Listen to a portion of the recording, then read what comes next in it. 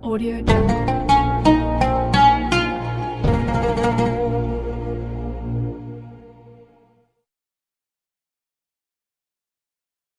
Assalamualaikum warahmatullahi wabarakatuh.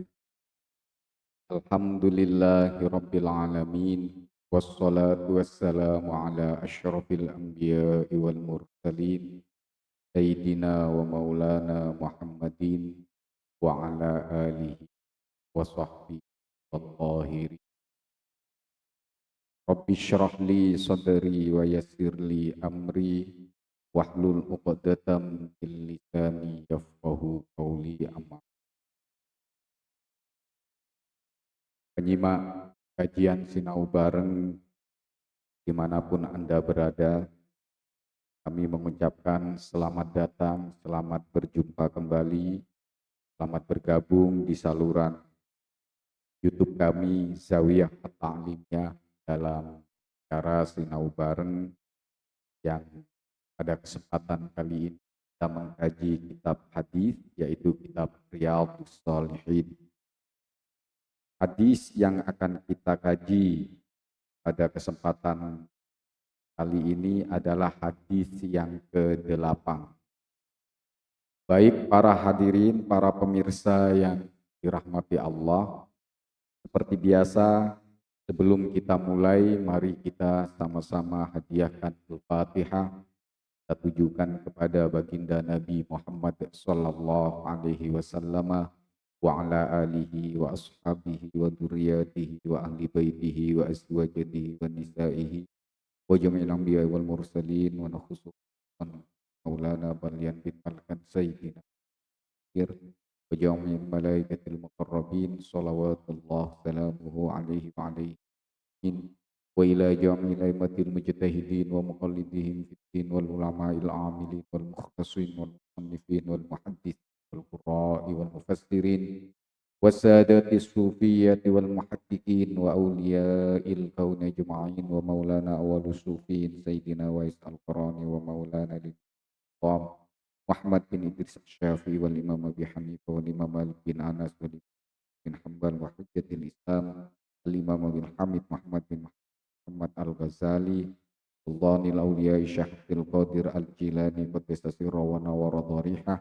wa ila muallifi hadhil kitab Al-Imam Abi Zakaria Yahya bin Syaraf An-Nawawi wal wajami'il muallimi ustadina masyayikh masyayikh wa nakhusu khususan ila maulana al-Syekh Nawawi Al-Bantani wa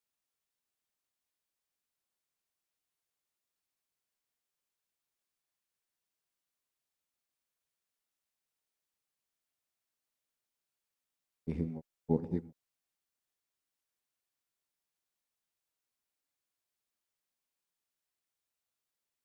wa ummahatina wa abati-abatina wa jaddati-jaddatina wa jaddati-ajdadina yaumin muslimin wal muslimat wal mu'minin ya minhum wal amwat syaulillahi lana wa lahumul fatihah.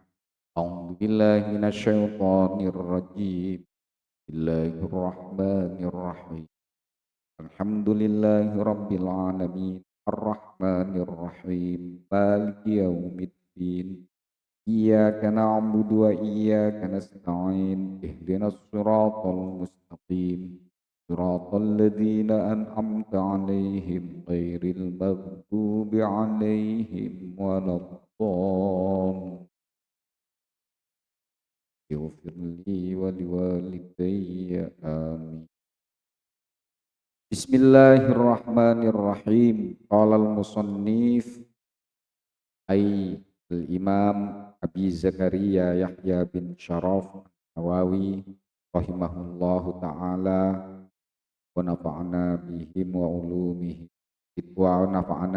wa ulumihi fid dharain rabbi yassir wa'ai.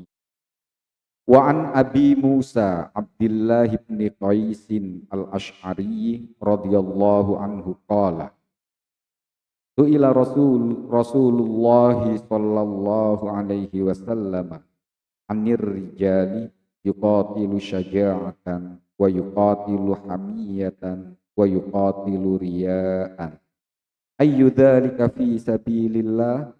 Faqala Rasulullah sallallahu alaihi wasallam, man qatala litakuna kalimatullahi hiyal ulya fahuwa fi sabilillah. Muttafaqun alaih. Wa an Abi Musa, hadis diceritakan dari Abu Musa, Abdullah yang bernama Abdullah ibni Qaisin, putranya Qais. Jadi sahabat Abu Musa namanya adalah Abdullah, putranya Qais al-Ash'ari radhiyallahu anhu, semoga Allah meridhoinya. Qala, Abu Musa berkata, Abu Musa ini tengah menceritakan pengalaman ketika beliau bersama Rasulullah sallallahu alaihi wasallam. Abu Musa berkata atau menuturkan suatu cerita, suila, pernah ditanyakan Rasulullah sallallahu alaihi wasallam, baginda Rasul sallallahu alaihi wasallam, Rasulullah sallallahu alaihi wasallam pernah ditanya, pernah ada satu pertanyaan yang diajukan kepada baginda Nabi Muhammad sallallahu alaihi wasallam, anir rajuli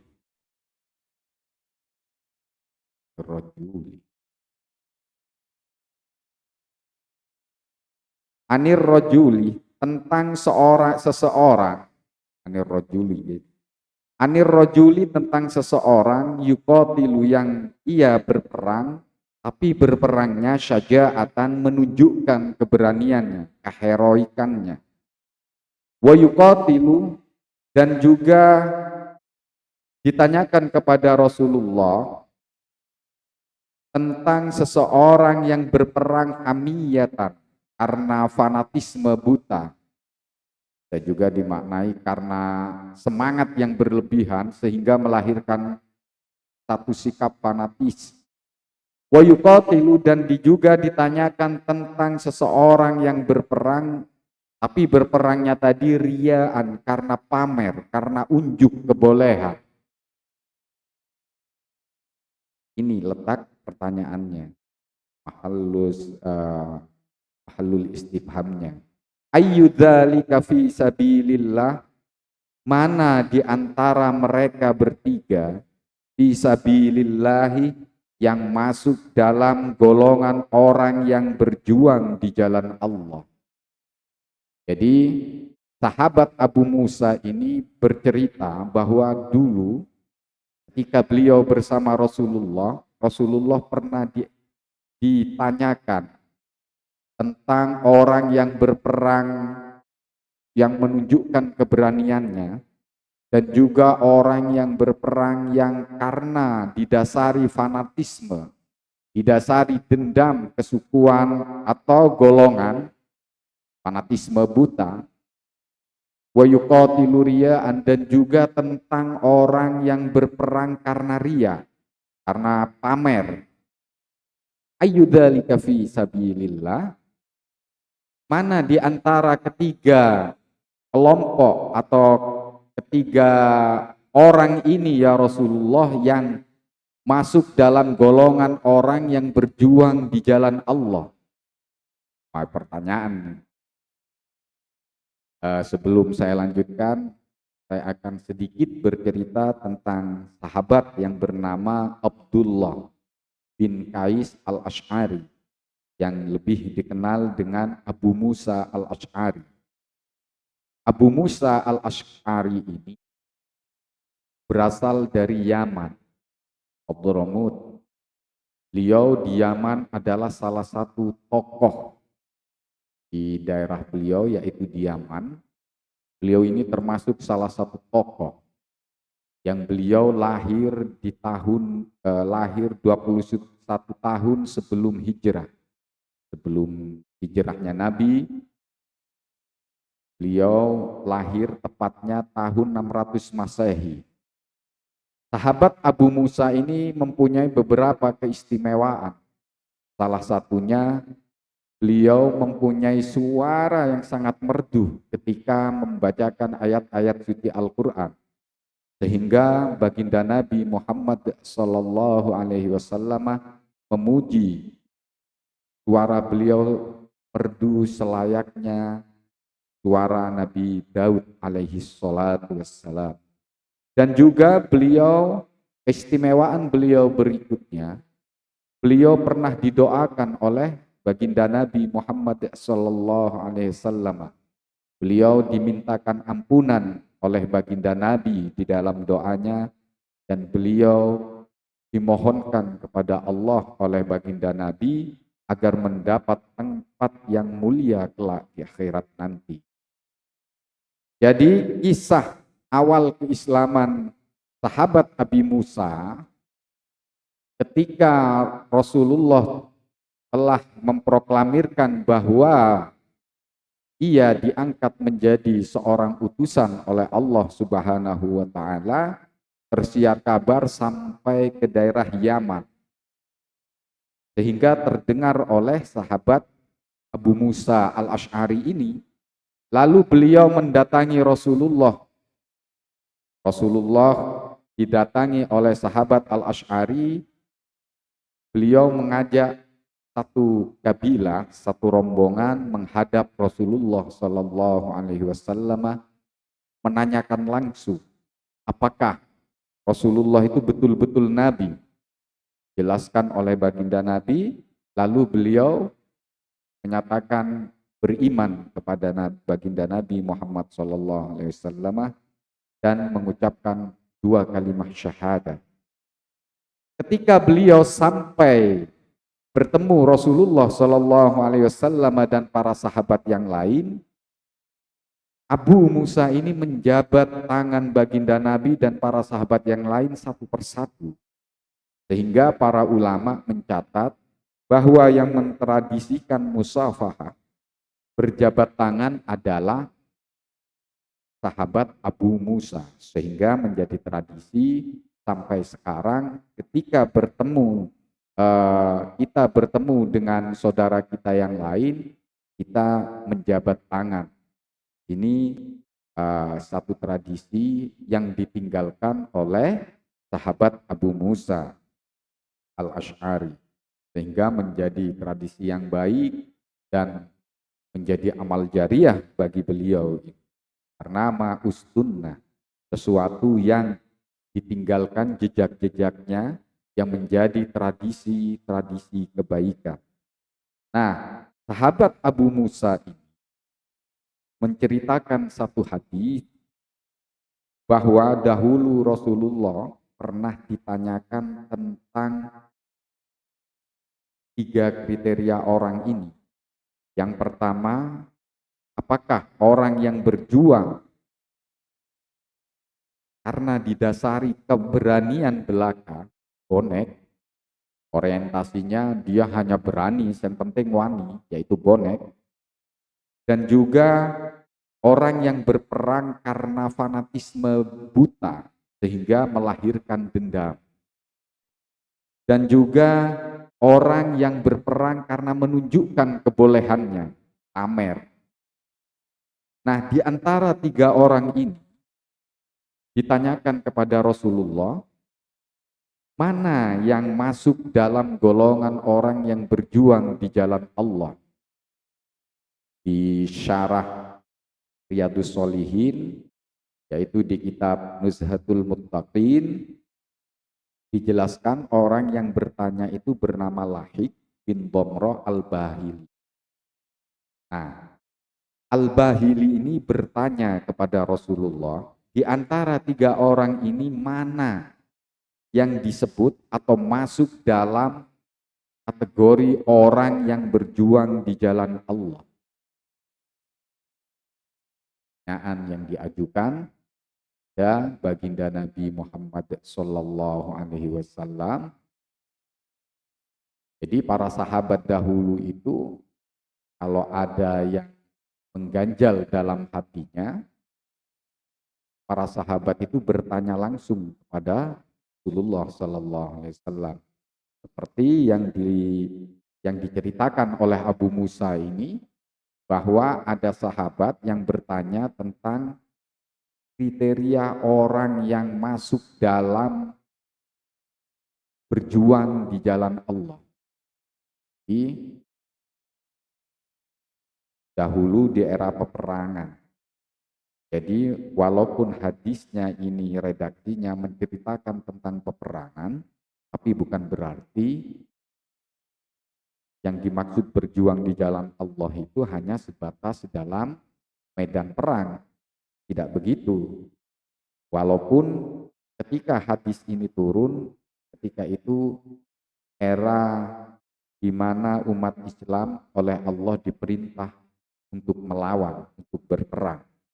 Jadi jihad itu, ayat-ayat jihad itu turun ketika Rasulullah itu terusir dari kampung halamannya sehingga hijrah, dan juga Rasulullah itu umat Islam itu banyak disakiti sehingga ada perintah untuk melawan, memerangi.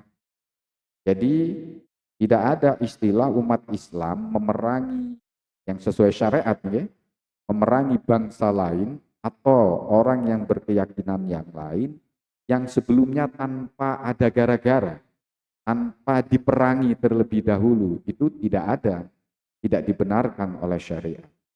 Nah, ketika umat Islam yaitu Rasulullah Shallallahu Alaihi Wasallam diperintah untuk melawan, untuk berperang, di sini ada ketika orang yang gugur di medan perang itu disebut mati syahid. Jadi orang yang gugur di medan perang itu dihukumi mati syahid. Jadi pakaian yang dikenakan serta segala macam ribut yang menempel di badannya, pakaian, darah, dan segala macamnya itu tidak boleh dibersihkan. Jadi dengan pakaian yang penuh darah itu para mujahid, para syahid itu dikebumikan karena supaya darah dan pakaian dan serta atribut yang mengiringi kegugurannya di medan perang itu kelak menjadi saksi di hari peradilan. Namun di sini bukan berarti Allah itu tidak mengetahui sehingga butuh saksi pakaian dan darahnya, tidak begitu.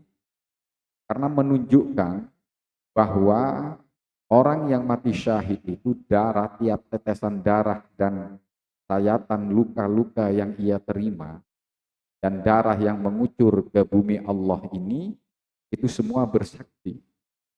Maka dalam satu hadis yang menceritakan peristiwa Uhud, ketika Rasulullah Shallallahu Alaihi Wasallam terluka, Rasulullah berupaya agar darahnya tidak menahan darahnya supaya tidak menetes tanah ke muka bumi.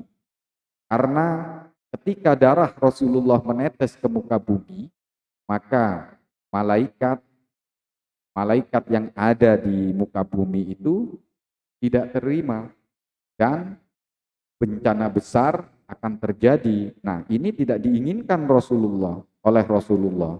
Karena Rasulullah masih berharap bahwa kelak dari kaum yang memerangi baginda Nabi di perang Uhud itu akan melahirkan seorang pejuang-pejuang muslim yang ikhlas karena Allah. Jadi banyak peristiwa setelah perang Uhud itu lahir-lahir tokoh-tokoh Islam yang berjuang di jalan Allah lillahi ta'ala. Salah satunya Islamnya Khalid bin Walid dan juga Ikrimah, sahabat Ikrimah, itu sahabat yang putra dari Abu Jahal, dan juga banyak ada Muawiyah yaitu putranya Abu Sofyan, salah satu sahabat Nabi. Muawiyah itu sahabat Nabi yang meriwayatkan bacaan Al-Quran, yaitu sahabat Muawiyah. Nah, di antara tiga orang yang berjuang karena keberanian belaka, bondo nekat, karena berani, dia tidak takut siapapun, dan juga orang yang berperang karena fanatisme buta. Fanatik, fanatik baik fanatisme golongan, partai, suku, dan juga fanatisme akan kepandaian yang dia miliki misalnya, dan juga berperang berdasarkan pamer, unjuk kebolehan. Nah, di antara tiga kelompok orang ini ternyata tidak satu pun yang masuk dalam perang fisabilillah, berjuang di jalan Allah, tidak masuk dalam golongan ini. Jadi kalau ditarik ke masa sekarang, berjuang di jalan Allah itu kalau hanya karena tekad kuat, misalnya mengadakan acara, tekadnya yang penting acara itu terwujud, tidak ada yang disandarkan kepada Allah, itu tidak masuk dalam berjuang di jalan Allah. Artinya apa yang dia lakukan itu sia-sia, tidak ada nilainya di hadapan Allah.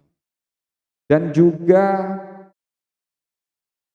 dia fanatisme buta, hanya kekelompokan.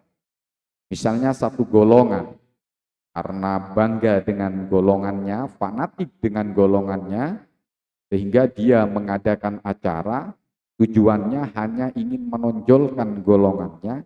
Ini juga peluh keringatnya, capek yang dia alami, tidak ada pahalanya di mata Allah, tidak diberi pahala oleh. Dan juga dia berjuang hanya karena kepingin dipuji orang. Hal ini juga tidak ada pahalanya, sia-sia apa yang dia lakukan. Jadi kata Rasulullah, sabda Rasulullah Shallallahu Alaihi Wasallam, orang yang berjuang hanya karena meninggikan agama Allah, kalimat-kalimat Allah, maka orang tersebut masuk dalam kategori berjuang di jalan Allah. Masuk dalam kelompok berjuang di jalan Allah. Jadi alasannya apapun hanya untuk meninggikan agama Allah. Jadi alasan tertinggi yang dia ambil, dia melakukan sesuatu itu hanya karena Allah. Jadi hati-hati ya. Contoh yang sederhana. Misalnya di lingkungan kita, ketua RT kita mengajak kita bergotong royong kerja bakti. Jika kita melangkahkan kaki keluar dari rumah untuk menuju tempat kerja bakti, dalam hati kita, aduh, saya kalau nggak mendatangi kerja bakti ini nggak enak. Tetangga semua pada keluar, apa kata mereka kalau saya nggak keluar? Nah, hal yang seperti ini, keringatnya, kucuran keringatnya, capek yang dia terima, itu tidak diberi pahala oleh Allah. Tidak ada pahalanya, sia-sia. Sama seperti misalnya kita berjam'iyah, tujuannya hanya karena tetangga kita ikut jam'iyah. Gak enak, tetangga sebelah ikut, masa kita nggak ikut? Kita dirasani. Nah, ketika dia berjam'iyah ya tidak ada pahala yang dia dapat. Bahkan zikir-zikir yang dia ucapkan itu tidak akan membekas dalam rohani. Atau dia berjam'iyah karena hanya ingin kekompakan atau mencari persaudaraan yang tidak dinisbahkan, tidak disandarkan kepada Allah Subhanahu wa taala, ini juga tidak ada pahalanya. Tidak ada tidak akan membekas dalam rohaninya walaupun banyak teman. Ujung-ujungnya dengan banyaknya teman itu yang dia tidak didasari karena Allah, ujung-ujungnya hanya menjadi sekat dalam lingkungan di mana dia bertempat tinggal. Jadi yang benar itu, kita mendatangi atau bergabung ke satu jam'iyah atau organisasi, itu tujuannya semua kita lakukan hanya demi mensyiarkan agama Allah, hanya karena meninggikan ajaran-ajaran Allah. Sehingga dimanapun kita berada, kita harus baik dari ucapan maupun sikap, kita harus berani eh, menyampaikan ajaran-ajaran agama Islam. Walaupun tidak secara lisan, dengan sikap, dengan perilaku. Dan tujuannya itu hanya karena Allah, bukan hanya ingin dipuji orang. Jadi ini hadis yang ke-8 ini masih dalam bab ikhlas dan tata cara menghadirkan niat dalam segala perbuatan, baik perbuatan berupa ucapan maupun tingkah laku, baik perbuatan itu secara terang-terangan maupun secara sembunyi-sembunyi. Ini apapun yang dilakukan harus kita bertanya dalam hati kita. Misalnya ketika kita tidak mengadakan satu acara, apa sebetulnya yang menjadi tujuan kita untuk mengadakan acara? Kalau tujuannya untuk mensyiarkan, misalnya acara maulid, mensyiarkan acara maulid supaya masyarakat tergugah untuk bersolawat dan mencintai, semakin mencintai baginda Nabi, itu boleh, itu boleh. Tapi karena kalau acara itu kita lakukan tujuannya hanya untuk menonjolkan golongan kita, acara itu tetap bisa dinikmati, tapi tidak akan pernah berdampak positif pada diri kita. Tidak ada pahalanya, tidak berbekas dalam rohani kita. Oleh karena itu, yang perlu diingat adalah apapun yang kita lakukan, alasannya itu hanya untuk Allah, hanya menjunjung tinggi ajaran-ajaran Allah. Maka hal inilah yang diambil oleh Gus Dur ketika Al-Maghfurlah Gus Dur dilengserkan. Beliau berujar, tidak ada jabatan setinggi apapun di dunia ini yang boleh meneteskan darah. Tidak ada ini. Karena Gus Dur juga pasti membaca hadis-hadis seperti ini. Makanya Imam Al-Ghazali ketika beliau di puncak kejayaannya, ketika menjadi salah satu menjadi rektor di Universitas Nizamiyah, kemuliaan yang berlebih di puncak kejayaan, di puncak karir beliau, di situ ruhani beliau, jiwa beliau berontak. Apakah jerih payah menelaah ajaran-ajaran Allah hanya untuk kemuliaan seperti ini? Hanya untuk kehormatan seperti ini? Hanya untuk menerima fasilitas seperti ini? Hal inilah yang membuat kekeluhan lidah seorang Imam Al-Ghazali ketika mengajar di kampus Nizamiyah, sehingga ketika beliau masuk ke dalam kelas, lidahnya keluh, tidak mampu mengucapkan kata-kata, sepatah kata pun tidak mampu. Ketika beliau hendak mengajar, keluh lidahnya, selayaknya orang tunawicara, selayaknya seorang bisu.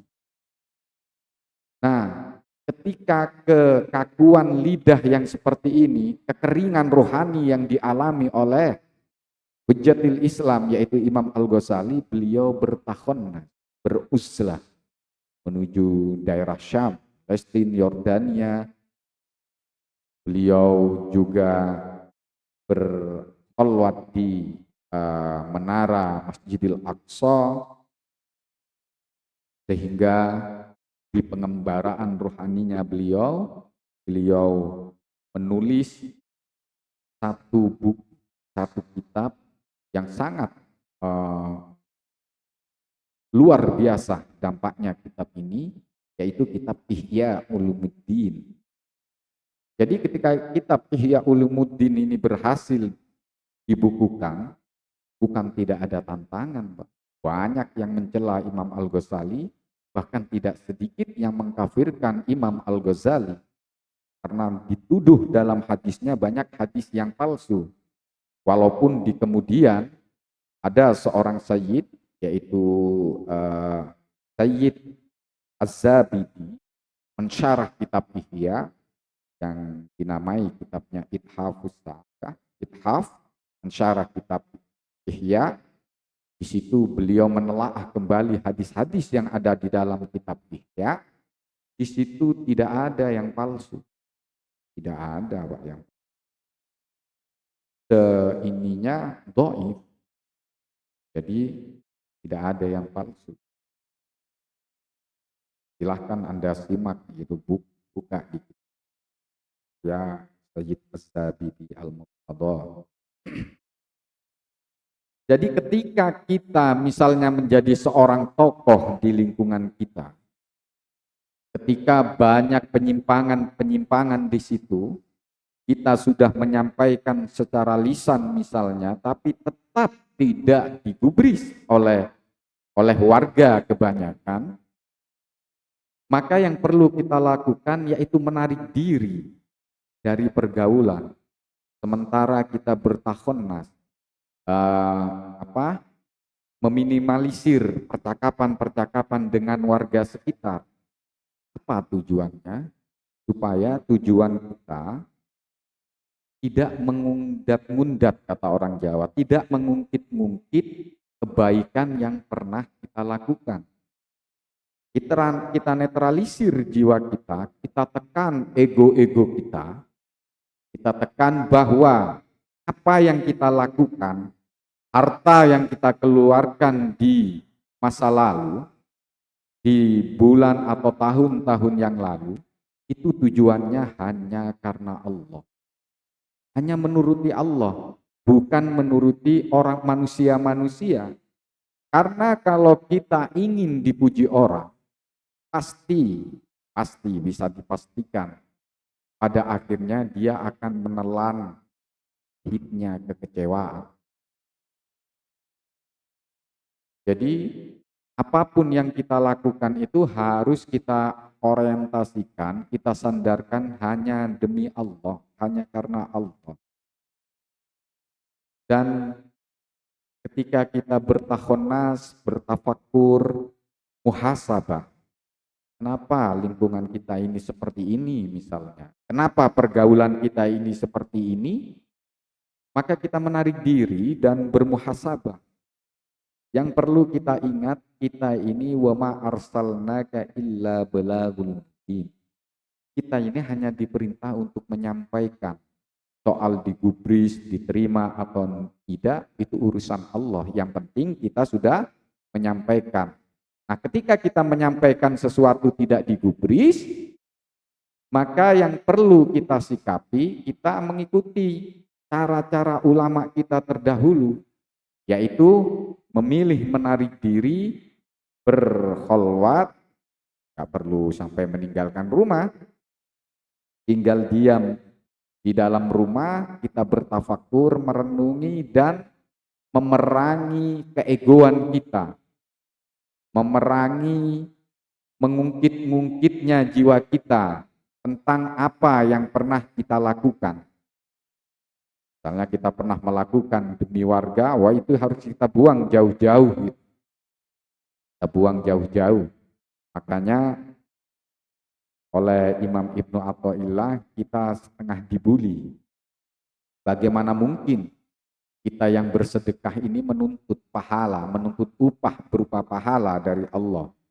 Sementara kita bersedekah, itu hadiah dari Allah. Kita diberikan harta, hati kita digerakkan, itu semua karunia dari Allah. Lantas ketika kita selesai bersedekah, bagaimana caranya kita bisa menuntut pahala dari Allah? Jadi apapun yang kita lakukan, hendaknya kita orientasi, kita sandarkan kepada Allah Subhanahu. Ta'ala. Dengan demikian, apa yang kita lakukan itu berbekas, berdampak kepada rohani kita. Sehingga kita tidak pandai menelaah kehidupan orang lain, mencari kesalahan dan kekurangan orang lain. Orang kalau masih bisa atau sering mencari kekurangan orang lain, berarti dia ruhaninya, kebaikan yang dia lakukan belum bisa membekas rohani. Karena kalau apa yang kebaikan yang dia lakukan membekas dalam jiwa, dalam ruhaninya, dia tidak akan punya waktu untuk menelaah kehidupan orang lain. Dia akan sibuk menelaah dirinya sendiri. Dia sibuk menelaah, dia muraqabah, merasa selalu diawasi oleh Allah Subhanahu wa Ta'ala. Itulah pentingnya bagaimana cara kita bisa menata niat kita, menghadirkan niat dan menata niat kita dalam segala perbuatan dan ucapan. Jadi ketika kita hendak melakukan sedekah, hanya hati kita mau sedekah atau kepingin dipuji orang. Itu harus kita perangi, bukan berarti kalau timbul kata seperti ini dalam hati kita mengurungkan sedekah kita, nah itu syirik namanya. Itu syirik. Jadi kalau kebaikan kita pamer-pamerkan namanya ria, tapi kalau kita takut melakukan ibadah, takut dengan ria, maka itu disebut syirik. Karena menyekutukan Allah. Kita tetap bersedekah, cuman rasa bangga, rasa ujub, rasa takabur, rasa sombong, rasa ingin dipuji orang yang hadir dalam jiwa kita, kita buang jauh-jauh. Kita buang jauh-jauh, harus berani kita memadamkan ego, kesombongan yang ada dalam diri kita. Caranya riyadatun nafs, melatih jiwa kita. Nah, saya juga bukan berarti sudah bisa dalam tahap ini, tapi kita sama-sama belajar, saling mengingatkan apa yang kita lakukan ini apakah sebetulnya karena Allah atau karena kepingin dipuji. Atau karena kita kepingin dianggap berpengaruh. Nah, kalau bisikan itu hadir, kita buang jauh-jauh, kita tekan rasa ego kita yang ada, yang hadir, yang memenuhi otak kita, yang memenuhi pikiran kita. Kita buang jauh-jauh, berusaha sebisa mungkin. Inilah hadis yang disampaikan oleh Abu Musa, menceritakan tentang bagaimana kita bisa disebut berjuang di jalan Allah. Bukan orang yang punya keberanian saja itu tidak masuk berjuang di jalan Allah, bukan karena faktor fanatisme buta dan juga bukan karena unjuk kebolehan untuk pamer. Bukan itu kata Rasulullah, tapi siapapun ia yang berjuang hanya untuk meninggikan ajaran-ajaran Allah, maka orang itu disebut berjuang di jalan Allah. Hadis ini hadis muttafaqun alaih, hadis yang tercatat dalam Bukhari, Sahih Bukhari dan Sahih Muslim. Baik para pemirsa, demikian kajian kitab Riyadhus Shalihin ini. Semoga apa yang kita kaji pada video kali ini akan menjadi ilmu yang bermanfaat sehingga kita bisa menata hati kita, menata bagaimana cara kita menghadirkan niat dan bagaimana cara kita mengikhlaskan karena Allah, memurnikan segala amal perbuatan kita hanya untuk Allah, bukan untuk yang lain. Semoga kita sekalian dihindarkan dari segala hasad, iri, dengki, dan juga sifat yang tidak menerima ketentuan dari Allah Subhanahu wa Ta'ala. wa akhiran Allahul muwafiq ila aqwamit thariq wal afu minkum. Assalamu alaikum